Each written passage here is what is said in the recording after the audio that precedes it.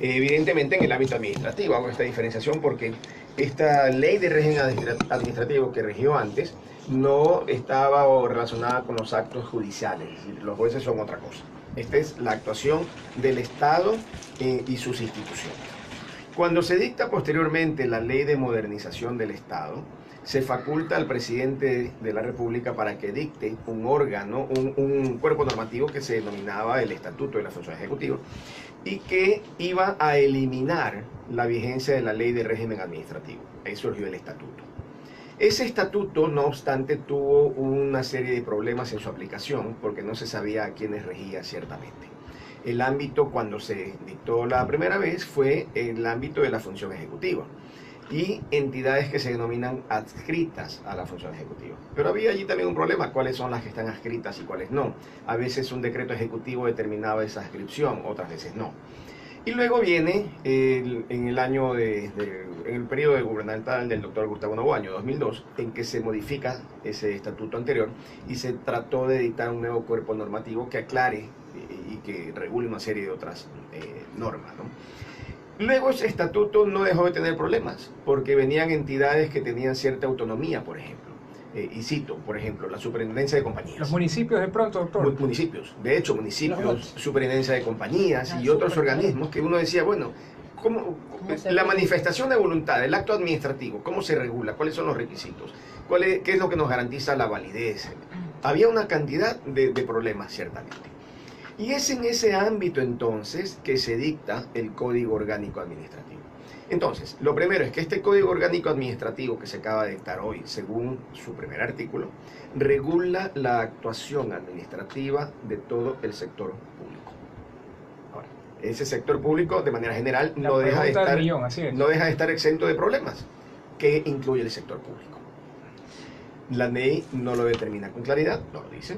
Sin embargo, se entiende a partir de la lectura global de este nuevo código que es la regulación de toda la actuación administrativa de todos aquellos entes del Estado que ejercen actuaciones administrativas con relación a los ciudadanos y con relación entre ellas. Explico. Cuando alguien va a la superintendencia de compañías y quiere iniciar la constitución de una compañía, o quiere hacer un aumento de capital, o quiere pedir que se intervenga una compañía por irregularidades, etc. Esa actuación de ese organismo, de esa superintendencia, está evidentemente reglada por ciertas disposiciones que hoy, en mi opinión, son las del Código Orgánico Administrativo. Pero hay que diferenciar la función administrativa de la función jurisdiccional. Esto es, los jueces siguen siendo encargados de administrar justicia. Por tanto, la actuación de los jueces no es una actuación administrativa, es una actuación jurisdiccional. Pero, aún en la función judicial, existen actuaciones administrativas. Ejemplo, cuando se designa a un juez, cuando se suspende a un juez, cuando se le dan vacaciones a un juez. Son decisiones administrativas de una función que, por definición, ejerce jurisdicción. Doctor, una pregunta, antes de que continúe, pero ¿este tipo de actuaciones administrativas no están reguladas por el Código Orgánico de la Función Judicial o ya entraría el Código Orgánico Administrativo también a regular esa situación? La pregunta que usted hace es estupenda y es justamente uno de los problemas del Código Orgánico Administrativo y que a la vez es uno de los problemas en general de la técnica normativa ecuatoriana. ¿Por qué digo que este es uno de los problemas? Porque si uno analiza el artículo 1 del Código Orgánico Administrativo, la conclusión primera, obviamente, después de analizar todo el contexto, es regula a todas las entidades del sector público, a todas. Entonces, salvo las excepciones en aquellas actuaciones que son jurisdiccionales, número uno, y segundo, excepto cuando el propio código excluye ciertas actuaciones. Ejemplo, las actuaciones de la Contraloría General del Estado. En el código se menciona, no, esto de aquí no está regulado por este código, de tal manera que se regula por la propia ley orgánica de la Contraloría General del Estado. Pero tratándose de la función judicial del Código Orgánico, no hay ninguna norma que diga se mantiene la vigencia o no se mantiene la vigencia. Por tanto, hay un problema de interpretación para saber qué mismo es lo que rige. Pero dejando a salvo ese tema, hay muchos otros aspectos en los que se generan una cantidad importantísima de dudas.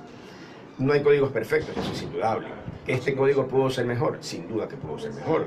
pero me parece que será el tiempo el que deberá ir resolviendo los conflictos que se van a ir suscitando. Doctor, ¿participó usted al momento de que se trabajó en este proyecto de ley del Código Orgánico Administrativo, que ahora es una ley? No, absolutamente no, pero mire, hay varias razones que lo explican, no es nada secreto que yo fui una persona muy crítica del gobierno anterior, tremendamente crítica, y por tanto era simplemente inviable que a mí me invitaran a participar en un código de estos, ¿no? Me habría encantado participar por una razón.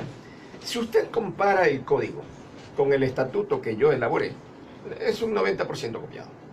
90%. Sí, es un 90% copiado. Es decir, son las mismas instituciones, las mismas estructuras, breves modificaciones, pero la estructura, el fundamento, la vocación, la delegación al sector privado, etcétera, es similar. Es casi una copia de lo que usted escribió en el año 2002. Sí, es correcto, es casi una copia, con pequeñas modificaciones. Por ejemplo, una modificación importante. Este Código Orgánico Administrativo regula en detalle la ejecución coactiva o la potestad de la administración. Eso no formaba parte del estatuto anterior. Por ejemplo, ese es un tema de fondo que cambia, ¿no? Pero en otros temas, lo que significa el acto administrativo, la validez del acto administrativo, la forma como debe realizarse el procedimiento administrativo sancionador, por ejemplo, es casi una copia textual. Abogado, en las redes sociales nos hacen una consulta muy importante para que usted pueda responder esta pregunta, es ¿en qué consiste o cuándo se puede ejercer el acto del silencio administrativo? Mire, existe, para entenderlo bien, ¿no? Hay un derecho fundamental que consagra la Constitución, que es el derecho de petición. Y no solo la Constitución ecuatoriana, la Convención Interamericana de Derechos Humanos. El derecho a dirigir quejas y peticiones, pero en ningún caso en nombre del pueblo. Es decir, yo puedo pedir a la administración ciertas cosas. Cuando esa petición cumple con ciertos requisitos que permiten que la administración pública se pronuncie, entonces hay una resolución expresa de la administración pública. Pero ocurre que a veces usted le pide algo a la administración pública y la administración no le contesta. Entonces, hoy día en el código se regula que usted puede hacer peticiones y que la administración pública en general tiene 30 días para responder a esas peticiones, pero que la petición surte efecto únicamente cuando lo que se pida forme parte de la legislación del país y de los derechos del país. Cito un ejemplo. Yo vengo mañana y le mando o le envío una carta al alcalde de la ciudad. Y en la carta le digo, señor alcalde, yo deseo que usted me regale el Parque Centenario, porque quiero en el Parque Centenario desarrollar actividades lúdicas, voy a tumbar esas rejas horribles que afean el Parque Centenario, voy a poner seguridad para que la gente pueda ir al Parque Centenario, que es lo que debería hacerse. Y ocurre que el alcalde no me contesta en 30 días.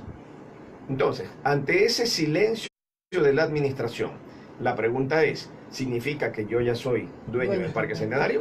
Porque si alguien interpreta que toda petición debe ser contestada dentro de cierto plazo, 30 días, si esta petición no es contestada, entonces por silencio se adquiere el derecho, la respuesta debiera ser sí. Pero eso evidentemente repugna, ¿verdad? Es decir, ¿cómo es que yo le pido al alcalde que me regale el parque y porque no me contestan soy dueño? No. Ese es el requisito para que opere el silencio administrativo, que la petición debe estar amparada en la legislación. Es decir, lo que yo solicito o pido debe estar respaldado por un derecho. Ejemplo, pongo otro ejemplo. Yo necesito tener un permiso para el funcionamiento de un local X. Realizo el trámite, hago la petición, tiene que haber una serie de procesos internos, pero pensemos que el municipio no atiende, digo el municipio, el consejo provincial, el ministerio, cualquier ente, no atiende una petición que lo que hace es establecer mecanismos para el reconocimiento de derechos, es decir, el derecho existe. Y lo que hay es que cumplir requisitos. Ocurre que hago la petición va con los requisitos completos, pero el municipio, ministerio, etcétera, no me atiende. Entonces, allí sí, transcurridos 30 días, ¿qué hay que hacer? Hay que hacer una declaración juramentada en el sentido de lo siguiente. Con tal fecha presenté tal petición, esta petición fue acompañada de los documentos tales, esta petición está fundamentada en el artículo tal de la ley tal que me consagre el derecho para efectuar la petición, y declaro bajo juramento que dentro de los 30 días contados a partir al día siguiente del día en que presenté la petición, No existió no he respuesta. sido notificado formalmente correcto, con una decisión. Entonces, con esa declaración juramentada, yo tengo ya la puerta abierta para ir ante un juez Y demandar. y demandar allí Por el sí contencioso el silencio administrativo. administrativo. Exactamente, Por lo jurisdicción Doctor, contencioso pero a administrativo. ver, no habría una dicotomía porque la Ley Orgánica de Modernización del Estado ya derogada establecía, entiendo que para que opere el silencio administrativo eran 15 días. Sí, Ahora con el COA son 30 30. días. ¿Qué pasa con el principio de eficiencia de la administración pública y del Estado, doctor? Bien, cuando se dictó la ley de modernización y se contemplaron los 15 días, efectivamente hay ciertos temas que son tremendamente complejos, otros que son complejos, y es indudable que existen instituciones que tienen una mayor carga laboral de trabajo que otras. Es decir, y pongo el ejemplo, no es lo mismo la cantidad de asuntos que debe resolver un municipio que la cantidad de asuntos que debe resolver, por ejemplo, la Dirección Provincial de Tránsito, por poner un ejemplo. En aquellos casos en los que el propio municipio no tiene el tránsito asumido, como en el caso de Guayaquil, que tiene un ente aparte, digamos, la agencia de tránsito, ¿no?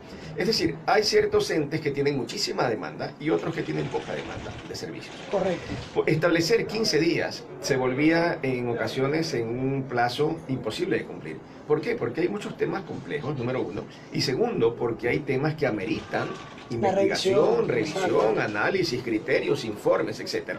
Entonces, empezó en el Ecuador a operar una fiebre, por así decirlo, de presentar las peticiones y a los 15 días inmediatamente tratar de lograr el reconocimiento del derecho.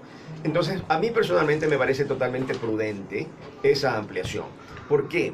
Porque así como la administración tiene responsabilidades, esa eficiencia y esa eficacia no necesariamente van ligados al tiempo de respuesta de una petición, sino la eficiencia y la eficacia van ligados a la atención de la petición, pero al análisis muy bien realizado de la petición.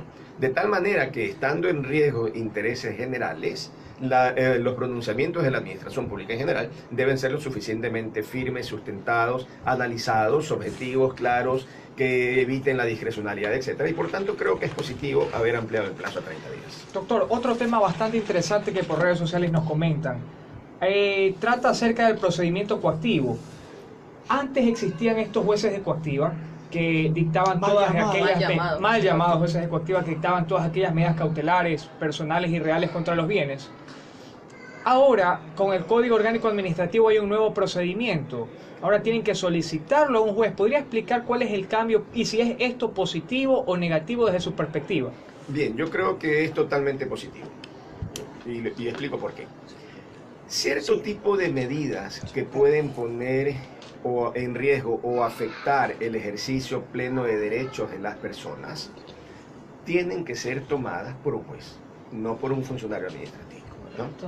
Por ejemplo, yo me acuerdo hasta hace algún tiempo era muy común la prohibición de salida del país. Venía un funcionario administrativo y a una persona X determinaban que le debía al Estado y entonces le ponían una prohibición de salir del país. Funcionario administrativo, es decir, un director, un secretario X, ¿no? Estos mal llamados, como ustedes dicen, jueces ejecutivos. Eso se termina con este código. ¿Por qué? Porque lo que el código hace es lo siguiente, a ver, ¿cuándo procede esta actuación administrativa? Que es muy importante, que hoy día está claro que es una actuación administrativa, como debe ser. ¿Qué es la recuperación coactiva? Es no otra cosa que el poder de las entidades públicas para ellas mismas efectuar gestiones de cobro de aquellas obligaciones de los ciudadanos para con el Estado. Pongo otro ejemplo. Si a mí una persona cualquiera me debe dinero, yo tengo que ir donde un juez para que el juez decida que me paguen o no me paguen el dinero.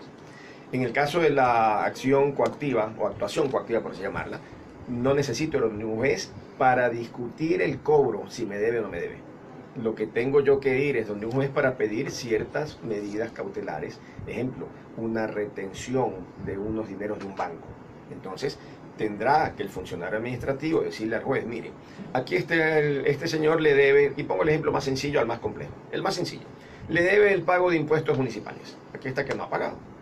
Entonces, yo necesito, como el señor tiene solamente una casa, necesito asegurar la casa y por tanto quiero solicitar una prohibición de enajenar la casa. Voy donde un juez y el juez ordena, sí, Veamos, ¿tiene una obligación? Muéstreme, está aquí el título, sí, el título reúne requisitos de legalidad, etc. Muy bien, dicto la medida de provisión enajenal, siga usted funcionario administrativo ejecutando la obligación, es decir, cobrando a través de un procedimiento reglado. Eso es positivo. ¿Qué no es lo positivo en este cobro coactivo? Que no todas las actuaciones de esa actividad de los funcionarios públicos pueden ser impugnadas. Es decir, se cierra de alguna manera la vía para demandar ante el contencioso ciertos abusos que pueden producirse. Creo que esa es una equivocación. Lo positivo de alguna manera es que regula con bastante detalle ese procedimiento. Con mucho detalle, cómo se hacen las notificaciones, los requisitos del título de crédito para ejecutar, etcétera, etcétera. Pero lo que no hace muy bien, en mi opinión, es garantizar el derecho de defensa. Es decir, yo creo que si alguna censura tiene el Código Orgánico Administrativo en cuanto a este tratamiento del cobro, es la limitación a la defensa que pueden tener los ciudadanos. Y a veces las actuaciones de la administración en temas coactivos pueden ser terriblemente ilegales. Fatal. Yo conozco muchos casos, por ejemplo, y actualmente hay ciertas circunstancias en el Banco Central del Ecuador, cobros coactivos o procedimientos coactivos absolutamente ilegales y que nacieron con unas ilegalidades bárbaras y se mantienen. Pero existe esta limitación para defenderse. Creo que eso es negativo. Y ahora, doctor, la petición que se realizaría por parte del funcionario administrativo a un juez contravencional, ¿esta petición debería estar fundada en los requisitos establecidos en el Código General de Procesos o en el Código Orgánico Administrativo? Son dos tipos de requisitos. Los requisitos tienen que cumplirse ambos. Es decir, en este punto no se reforma el Código Orgánico General de Procesos, se lo complementa. ¿En qué sentido? Hay una reforma... Es una ley supletoria. No. A ver, lo explico. El Código Orgánico General de Procesos contempla los requisitos que debe reunir toda petición judicial. Digo petición porque hay demandas, hay diligencias previas, etc. En general, el concepto genérico. Esos requisitos, todos, tienen que ser cumplidos porque son requisitos de orden procesal. Ejemplo, tengo que decir a quién represento y tengo que adjuntar el nombramiento para que se sepa a quién represento. Tengo que poner todos los datos del demandado para que se sepa quién es y no haya equívocos. Tengo que establecer cuáles son los elementos probatorios de que dispongo y que voy a ejercer en el proceso. Y así una serie de requisitos. Son requisitos de orden procesal. Con el Código Orgánico Administrativo lo que se establecen es otros requisitos adicionales en función de las particularidades del caso, del ente público, de las circunstancias. Y por tanto existe pues una complementación, no una supletoriedad, es una complementación lo que se ha producido ahora. Doctor, buenas tardes. En las redes sociales preguntan sobre el silencio administrativo. Dice, ¿el silencio administrativo aplica desde que se toma la impugnación de tránsito o cuando la autoridad aboca conocimiento? Mire, en mi opinión, funciona desde la fecha de petición.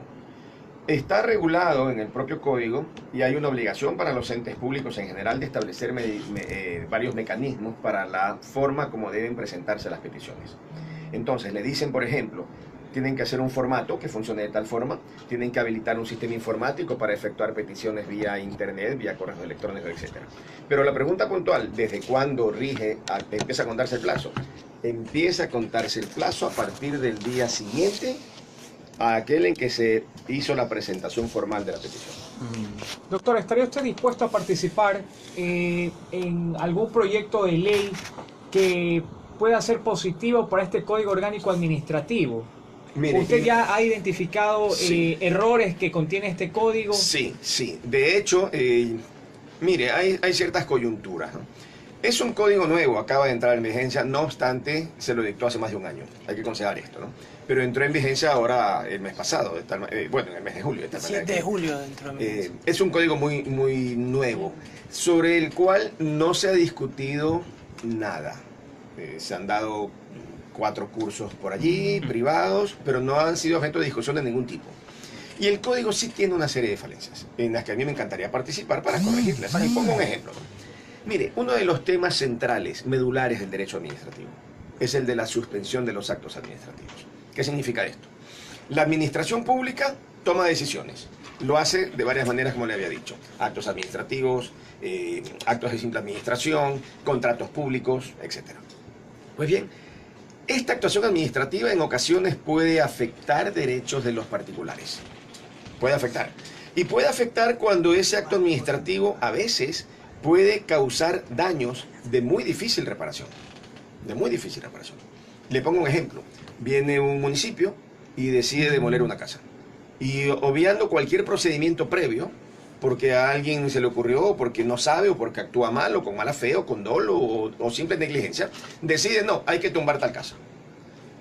Toman la decisión, dictan una resolución y va la maquinaria a tumbar la casa. La reparación de eso es muy difícil, ya la casa se tumbó.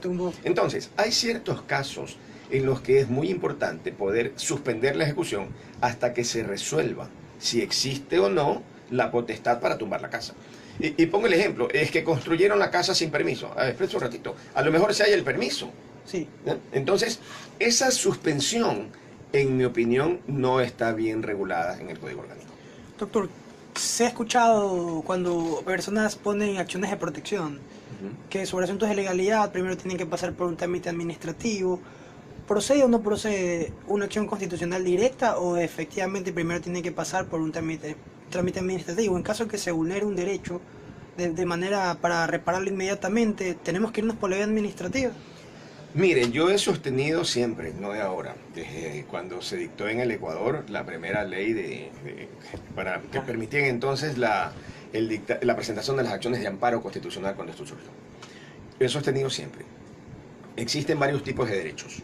Los derechos que están consagrados en la Constitución, que son derechos fundamentales, y hay otro tipo de derechos que son concedidos por leyes y que en principio no forman parte de la dignidad de las personas. Y hago esta aclaración porque los derechos fundamentales en su concepto son aquellos inherentes a la dignidad de las personas.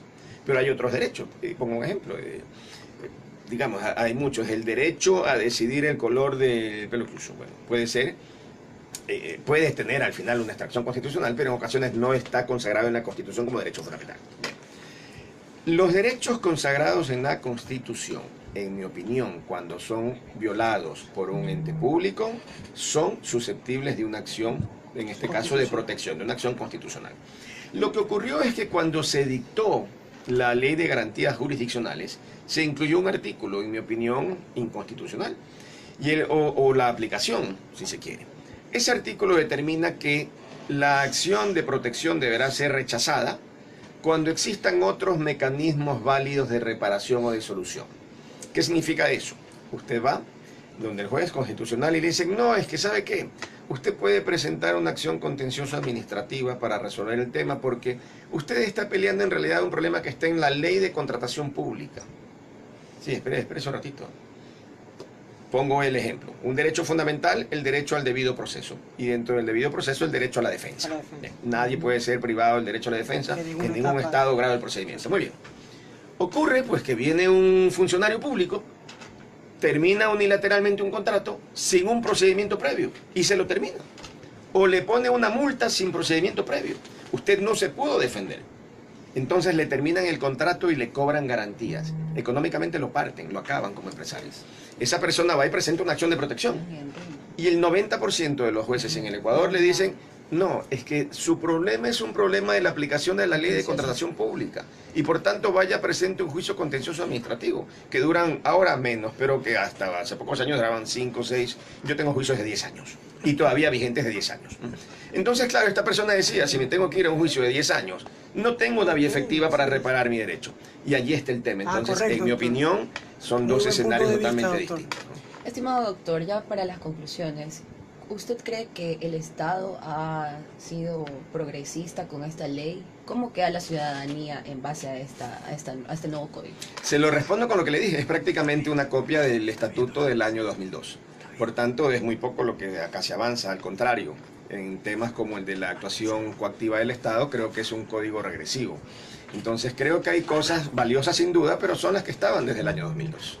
Es decir, no encuentro en este código nada innovador pro defensa de los ciudadanos, 1, y 2, nada que facilite el accionar de la eficiencia real y celeridad de la administración pública. Muy amable, doctor, gracias por haber participado con nosotros en el programa radial Primera Instancia. Un saludo muy caluroso al doctor Marco Ramas, que nos está sintonizando, y también al distinguido juez penal, doctor Darwin Valencia, que también nos está sintonizando. Nos vamos al primer corte del programa y seguimos en unos minutos.